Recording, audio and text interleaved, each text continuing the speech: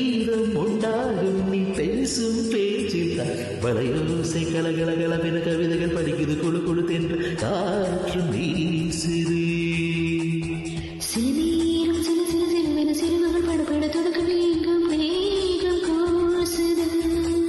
சின்ன பெண் பெண்ணல்ல வண்ண பூந்தோட்டம் கட்டட்டம் எடுத்தான் நன்று காதல் தீரட்டம். வளையோசை கலகலகலவென கவிதைகள் படிக்குது குழு குழு தென்று